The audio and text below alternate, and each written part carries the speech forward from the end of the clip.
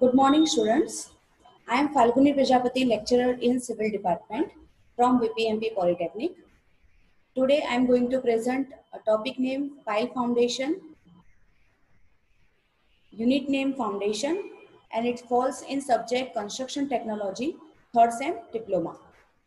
Let's begin. These are the objectives of this topic: to know about different types of pile foundation, uses of pile foundation, classification of pile based on function or use, end bearing pile, friction pile, compaction pile, tension pile, anchor pile, feeder pile, batter pile and sheet pile. કાર્ય અને ઉપયોગના આધારે આ 8 પ્રકારની piles છે જે આપણે use કરી શકીએ છીએ. First one is end bearing pile. This pile penetrate through a soft soil and the bottoms or tips rest on a hard stratum. આ પ્રકારની પાઇલ પાણી કે પોચી માટીમાંથી નીચે આવેલા સખત સ્તર ઉપર ભાર ટ્રાન્સફર કરવા માટે વપરાય છે અને ભાર પાઇલના નીચેના છેડે ટ્રાન્સફર થાય છે. This pile act as a column. The soft material surrounding the pile provides some lateral support. Friction pile. જ્યારે ઉપરની પોચી માટીની ઊંડાઈ ખૂબ વધારે હોય અને પાઇલને સપોર્ટ આપવા માટે આપણે એક હાર્ડ સ્ટ્રાટાની જરૂર પડતી હોય જે યોગ્ય ઊંડાઈ મળતું ના હોય તો ત્યારે આપણે પાઇલને વધારે ઊંડાઈ સુધી ઉતારવાનું ઘણું કોસ્ટલી પડે છે, એટલે કે વેરી કોસ્ટલી થાય છે. તો આવી સ્થિતિમાં આપણે ફ્રિક્શન પાઇલ ઉપયોગ લઈ શકીએ છીએ. When loose soil extend to great depth, piles are driven up to such a depth that friction resistance develop at the sides of the pile equals the load coming on that pile. આવા પ્રકારની પાઇલની સપાટી ખરબચડી રાખવામાં આવે છે જેથી આજુબાજુની જે જમીન છે અને પાઇલની જે સપાટી છે એ બંને વચ્ચે સ્ક્રીન ફ્રિક્શન દ્વારા ટોટલ લોડ જે છે એ રજિસ્ટ થાય છે. Friction piles are used when hard stratum is available at greater depth. Compaction pile. When piles are driven in loose granular soil with the aim of increasing the bearing capacity of soil, the pile are termed as a compaction pile. These piles themselves do not carry any load. જ્યારે માટીની soil bearing capacity વધારવા માટે પાઇલને દાણાદાર માટીમાં ઉતારવામાં આવે ત્યારે તેવી પાઇલને compaction pile કહે છે. કોમ્પેક્શન પાઇલ પોતે કોઈ જ લોડ સહન નથી કરતું. સામાન્ય રીતે કોમ્પેક્શન પાઇલ તરીકે રેતીની પાઇલ ઉપયોગ કરવામાં આવે છે જેમાં એક પાઇપ જમીનમાં ઉતારવામાં આવે છે અને પાઇપની આજુબાજુ માટીનું લિટરલ મૂવમેન્ટ થાય છે અને માટી કોમ્પેક્ટ થાય છે. ત્યારબાદ પાઇપને ધીરે ધીરે બહાર ખેંચી અને તેની અંદર રેતી ભરી અને સેન્ડ પાઇલ તૈયાર કરવામાં આવે છે. Tension pile. This pile anchor down the structure subjected to uplift due to hydrostatic pressure or due to overturning moment. It is also called uplift pile. જ્યારે કોઈ સ્ટ્રક્ચર ઉપર જમીનમાં પાણીના દબાણના લીધે અથવા તો ઓવરટર્નિંગ મોમેન્ટના લીધે અપલિફ્ટ પ્રેશર લાગતું હોય તો ત્યારે સ્ટ્રક્ચરને જમીન સાથે પકડી રાખવા માટે ટેન્શન પાઇલ ઉપયોગમાં આવે છે.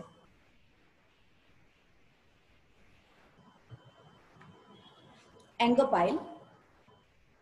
Anchor piles provide anchorage against a horizontal pull from sheet piling or other pulling forces. Sheet pile ના ક્ષૈતિજ એટલે કે હોરિઝોન્ટલ ખેંચાણ અથવા તો બીજા પ્રકારના કોઈ હોરિઝોન્ટલ ફોર્સને પકડી રાખવા માટે આપણે એન્કર પાઇલ વપરાય છે. Fender piles are used to protect waterfront structure against impact from ships or other floating objects.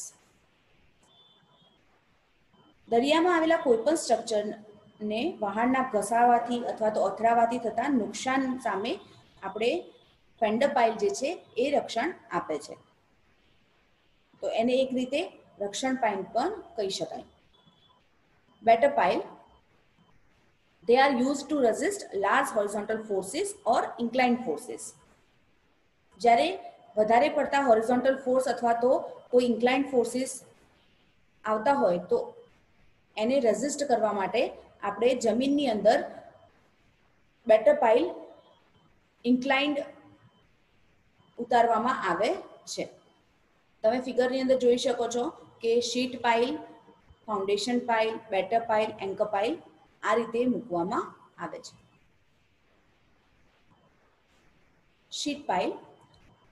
Sheet piles are used for the following purposes: to prevent underground movement of water, to prevent the transfer of machine vibration to adjacent structure, to construct retaining wall in docks, wharves and other marine structures, to protect river banks, to retain slides of foundation trenches, to work as a cut-off wall under drain.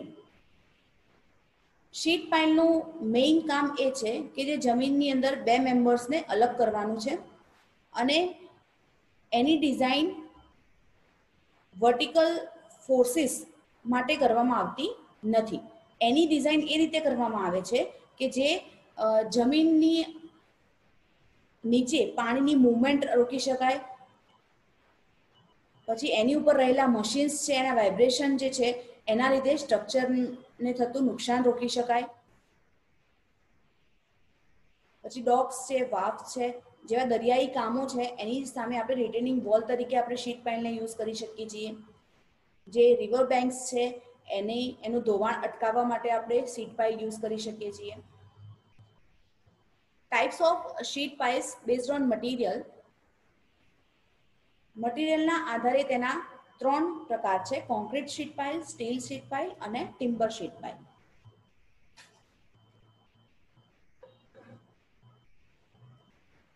This slide shows the difference between end bearing pile and friction pile. The bottom ends of the pile rest on hard strata, when in friction pile, when loose soil extends to a great depth, the bottom end of the pile does not reach up to the hard strata. પાઇલનો જે નીચેનો છેડો જે છે એ જ્યારે hard સ્ટ્રાટામાં એટલે કે સખત સ્તર ઉપર ટેકવવામાં આવે છે તો એને એન્ડ બેરિંગ પાઇલ કહે છે. જ્યારે પોચી માટીની ઊંડાઈ વધારે હોય અને પાઇલની સપાટી અને માટી વચ્ચેના ફ્રિક્શનના આધારે ટેકવવામાં આવે તો એને ફ્રિક્શન પાઇલ કહે છે. Load is transferred at the tip of the pile. Load is transferred to the soil surrounding the pile by friction between soil and pile material. End bearing પાઇલની અંદર જે પણ લોડ આવે છે એ પાઇલના નીચેના છેડે ટ્રાન્સફર થાય છે, જ્યારે ફ્રિક્શન પાઇલની અંદર એની આજુબાજુની જે પાઇલ મટીરિયલ અને સોઇલ જે છે એના સરફેસ થ્રુ ટ્રાન્સફર થાય છે. It is suitable when hard strata is available at shallow depth, and it is suitable when loose soil expand to a great depth. Pile act as a column and friction pile does not act as a column. End bearing piles are normally driven in vertical direction and friction pile may be driven in vertical or inclined direction. એટલે કે end bearing pile એ always vertical direction માં જ એને મૂકવામાં આવે છે કે જ્યારે ફ્રિક્શન પાઇલ જે છે એ વર્ટિકલ અથવા તો ત્રાંસી ગમે તે દિશામાં તમે ઉતારી શકો છો. Dimension of pile are determined from load on pile and its material.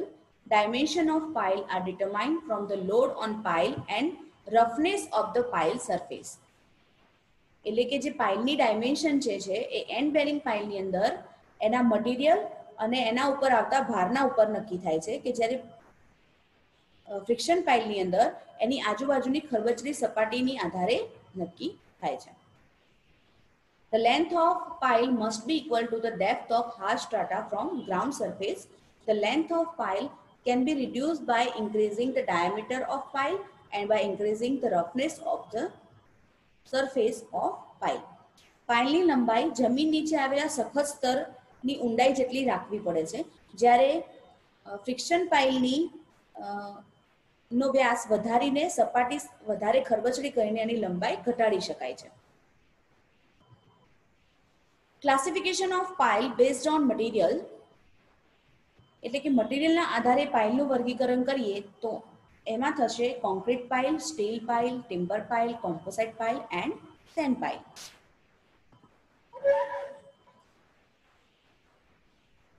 This slide shows precast piles.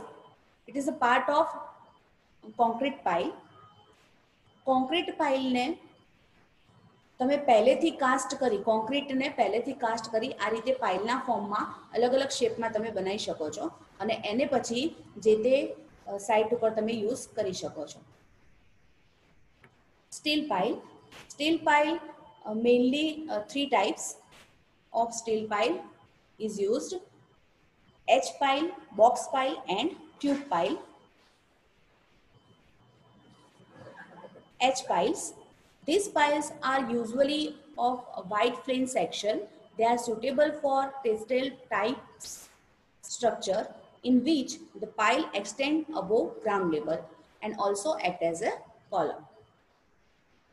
Role steel H બીમનો ઉપયોગ કરીને સ્ટીલ પાઇલ સૌથી વધારે વપરાય છે. ઘણીવાર આવી જે પાઇલ છે એ જમીનમાં બહાર અમુક ઊંચાઈ સુધી ખુલ્લી રાખી અને સ્ટ્રક્ચરના કોલમ તરીકે પણ ઉપયોગમાં લેવાય છે. Box pile. They are rectangular or octagonal in form filled with concrete.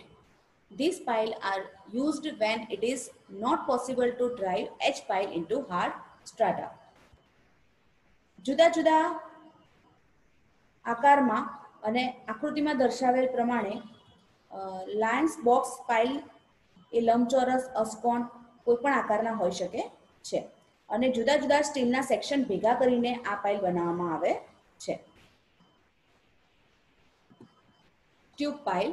In this type, tube or pipes of steel are driven into the ground. Concrete is filled inside the tube.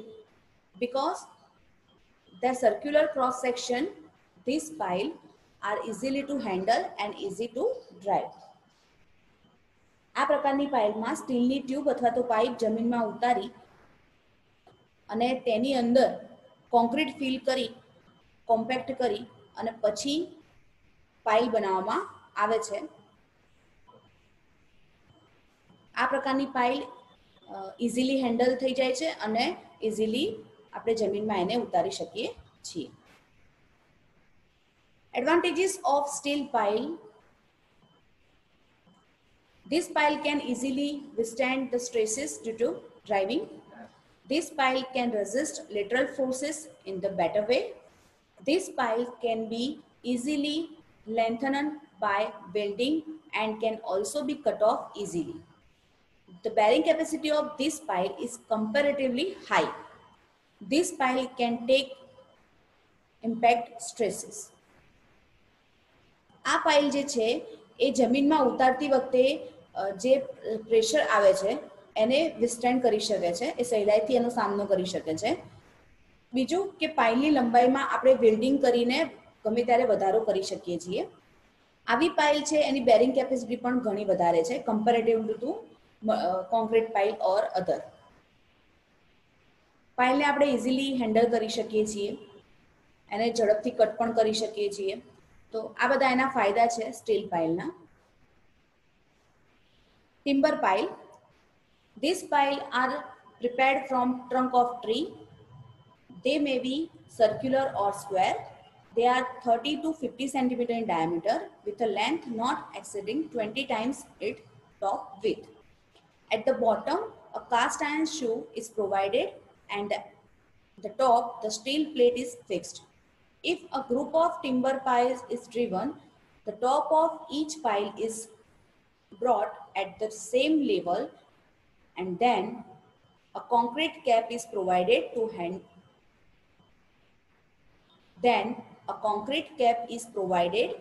to have a common platform. Composite pile. This is a type of construction in which piles of two different material are driven one over the other so as to enable them to get together to perform the function of the single pipe. In this combination, advantages is taken of durability of concrete pipe and the cheapness of timber pipe. Timber pipe is terminated just at the lowest level of groundwater table. આ પ્રકારની પાઇલની અંદર બે જુદા જુદા material એકબીજા ઉપર રાખી અને જમીનમાં ઉતારવામાં આવે છે અને બંને પાઇલ ભેગી મળીને એક પાઇલનું કામ કરે છે. ધારો કે આપણે યુઝ કરી શકીએ ટિમ્બર અને કોન્ક્રીટનું મિક્સિંગ. એટલે આ જે કોમ્પોસાઇટ છે એ તમે કોન્ક્રીટનું સ્ટ્રેન્થ પણ આપશે અને લાકડાની જે ચીપનેસ છે એટલે કે ઇકોનોમિકલ તમને પડશે લાકડું, તો એનો આપણે એમાં એડવાન્ટેજ લઈ શકીએ છીએ. Advantages of composite pile: they are economical, they are easy to construct, they are suitable for ground condition in which other type of pile will be unsuitable. એટલે કે આ રીતે ટિમ્બર પાઇલ અને કોન્ક્રીટ પાઇલનું મિક્સિંગ આપણે કરી શકીએ છીએ. Concrete જે છે એ પાણીની અંદર ફેલાઈ જાય એટલે આપણે નીચેની સાઈડ ટિમ્બર રાખી અને ઉપર એનો કોન્ક્રીટનો ભાગ કરી અને આખી એક પાઇલ તૈયાર કરી શકીએ છીએ. Send pile. These piles are formed by making holes in the ground and then fill them with sand. The top of the sand pile is filled with concrete to prevent the sand injecting upward due to lateral pressure. Sand piles are spaced at 2 to 3 meters. Its length is kept about 12 times diameter. They are easy to construct and can be used for any position of water table. They are not suitable for loose or wet soil or where there is a danger in score. આ રીતે send pile બનાવીને ગ્રાઉન્ડથી નીચે pipe દ્વારા hall કરી એની અંદર send fill કરી અને આ રીતે પાઇલ્સ બનાવવામાં આવે છે અને એની ઉપર પાઇલ કેપ કોન્ક્રીટની બનાવવામાં આવે છે અને એની ઉપર પછી આપણું સ્ટ્રક્ચર રહી શકે.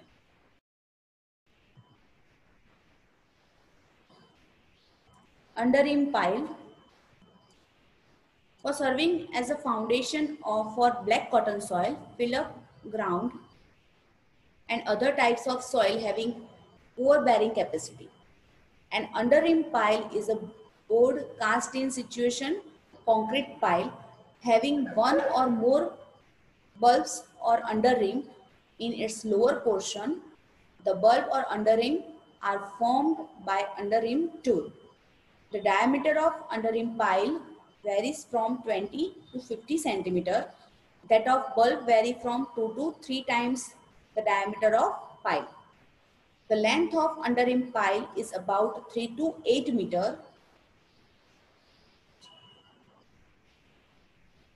Underrim pile એ એવી ખાસ પ્રકારની પાઇલ છે કે જે કોન્ક્રીટની બનાવવામાં આવે છે.